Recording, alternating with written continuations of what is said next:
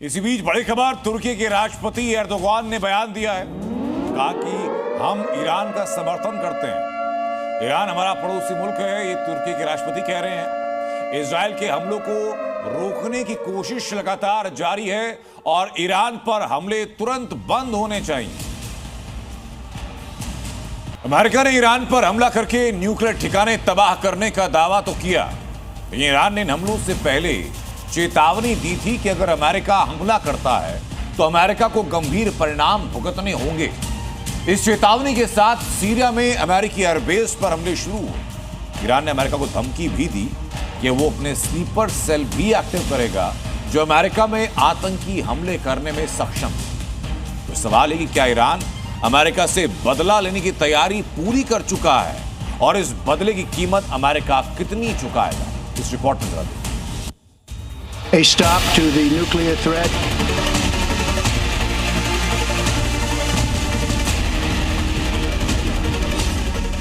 America से बदला लेगा ईरान, सीरिया में यूएस बेस पर अटैक शुरू।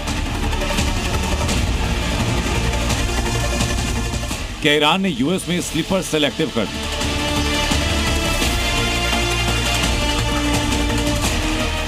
अमेरिकी हमले में न्यूक्लियर साइट तबाह होने के बाद अब ईरान के निशाने पर सिर्फ इजराइल नहीं बल्कि अमेरिका भी है। ईरान इजराइल से तो डायरेक्ट लड़ रहा है, लेकिन इंटेलिजेंस रिपोर्ट की माने तो अमेरिका के खिलाफ अब ईरान के स्लीपर सेल भी लड़ेंगे जो अमेरिका में आतंकी हमले करेंगे, क्योंकि ईरान को शक था कि इजराइल से जंग हुई तो अमेरिका बीच में जरूर आएगा,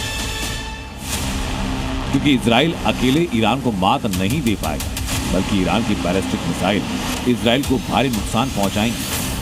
इसी वजह से ईरान ने G7 की बैठक में अमेरिका को संदेश पहुंचा दिया था कि अगर ट्रंप ईरान पर अटैक करते हैं तो वो अमेरिका में अपने स्लीपर सेल एक्टिव कर देगी। अगर अमेरिका ईरान के न्यूक्लियर ठिकानों पर लगातार हमला करेगा तो ईरान अमेरिका में स्लीपर सेल एक्टिव करेगा, जिससे आतंकवादी हमले कराए जा सकेंगे। ये मैसेज पिछले हफ्ते कनाडा में G7 एक मध्यस्थ के जरिए ट्रंप तक पहुंचा, जहां से ट्रंप 16 जून को दिल्ली चले गए थे, जिसमें 2 अमेरिकी अधिकारी और एक व्यक्ति शामिल हैं जिसे इस खतरे की जानकारी।